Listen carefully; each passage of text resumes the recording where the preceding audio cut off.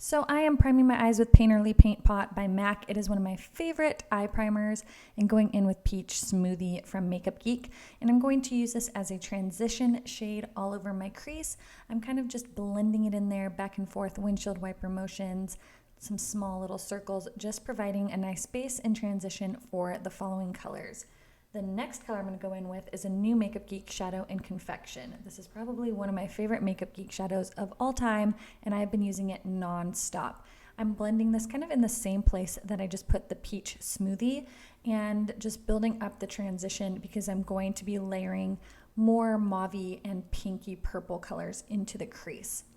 And blending, blending, blending, and blending some more. This is a really, really great color. It's very pigmented, but it's also buildable at the same time, so you can get a nice wash of color or you can really pack it on. So I just keep going on with layers to build up the intensity to how I want it. I'm also putting it a little bit on the lower lid area, and then going in with this beautiful pink called Carnival. It's a hotter, kind of vibrant pastel pinky lavender shade.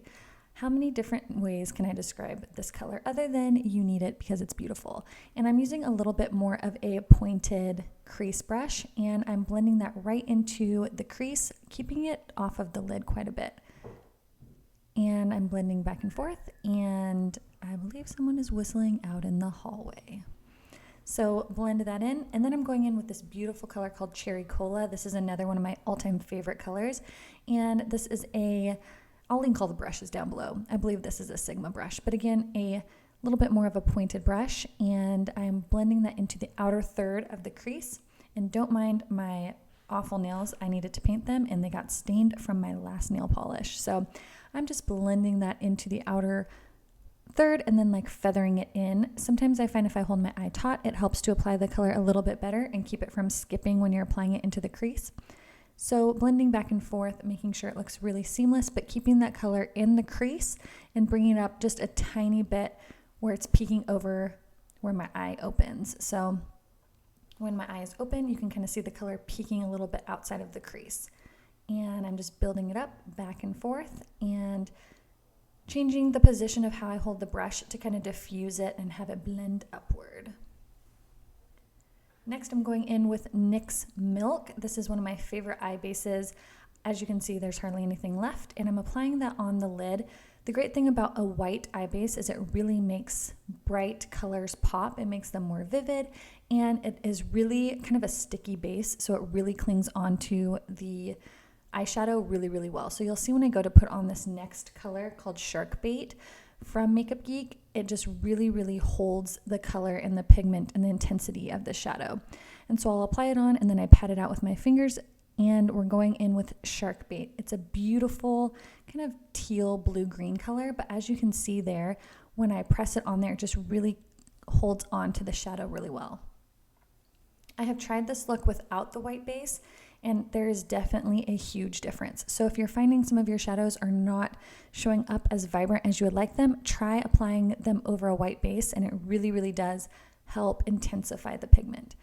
So I'm just kind of patting the shadow onto my lid, and then kind of carving out my crease as I go along. And I add just a little bit at a time, and then blend it out, and then add a little bit more. Going back in with Cherry Cola and the same brush that we had used to apply it, and I'm just blending around the edges. And as you can see, when it comes into contact with that blue color, it kind of creates a really pretty deep purple, which I really liked how that turned out. So I'm just blending that out to kind of have it fade a little bit smoother, and so it's not a blue line and then a purple line. Going back in with a combination of Petal Pusher and Carnival, blending out the upper crease. Somehow I must have hurt myself. I think I said ow. So yeah, blending that out, and then we're going to go in with Cherry Cola again, and a little bit of this really pretty color called Motown. It's another new Makeup Geek shadow, and we're just going to deepen up that outer V area, and I'm just patting it on there. I'm not really blending too much. I'm just kind of patting the purple color onto that outer portion, and then I will go in and kind of blend it a little bit so it's not so harsh. As you can see here, I'm just doing some tapping motions. I find that helps blend it a little bit easier than swirls or swiping. I feel like if you tap it in there, it just kind of makes it fade a little bit easier. And intensifying the blue just a tad. And then this is the MAC Chromographic, the MAC Chromographic liner. I really love this stuff. It's really creamy, it's black, easy to work with, and I'm just doing a very, very simple lining my upper lash line because I'm not going to do a wing. I'm going to be putting on false lashes. So I just get really close to the inner corner and then do a very, very simple line.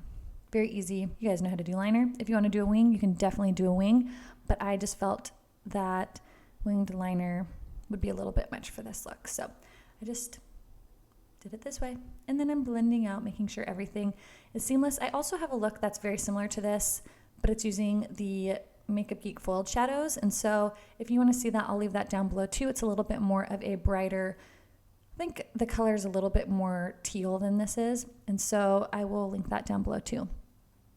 And applying the Esquito lashes. These are my favorite. I'll link them down below. I think these are the Oh So Sweet. I just purchased a bunch more because I love them so much. They're really, really easy to apply, and I actually am using the new Esquito glue for the first time.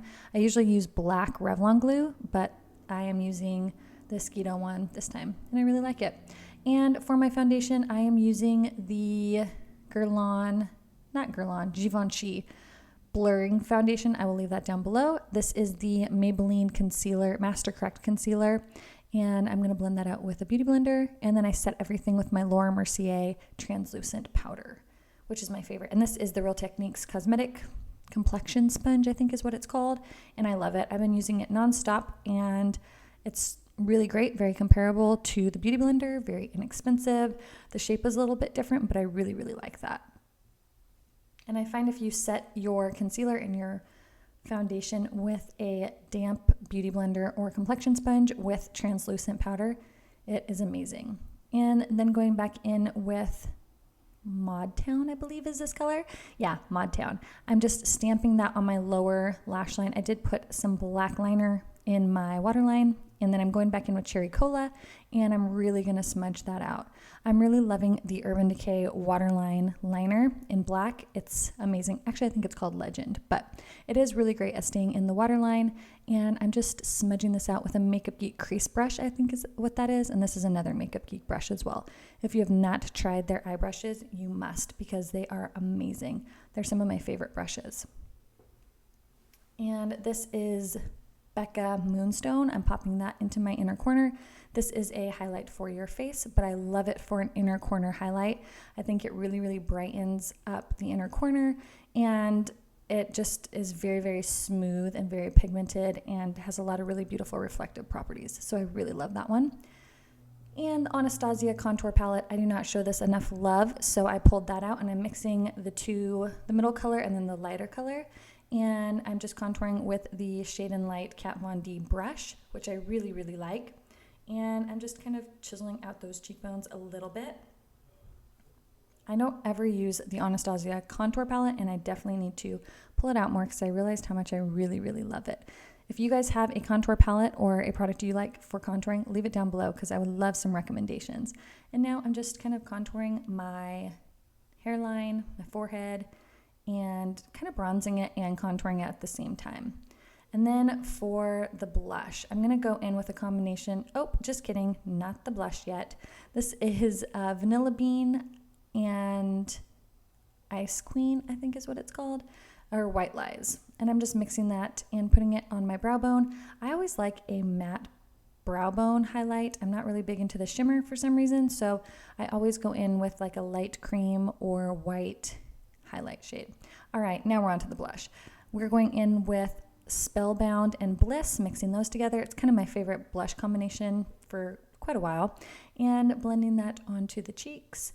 And I just find it's a really neutral peachy pink color, and I think it's really, really pretty. And then for the highlight, we're going to go in with Becca Moonstone again, and we're going to pop that onto the cheekbones because it's one of my favorite highlights of the moment. I love Opal and I love the Champagne Pop, but I just find when my skin is really fair, the Moonstone one works the best because it's a little bit lighter and it's a little bit more of a white gold color versus a really peachy highlight. It just works better if you have fair skin, in my opinion. So I'm just popping that on the cheekbones. This is an amazing MAC highlighting brush. I will try to remember to link it down below. It's been in a few of my favorites. And then going in with Clinique Bottom Lash Mascara. And if you didn't know what I used on my top lashes, it was the Too Faced Better Than Sex, which is my favorite.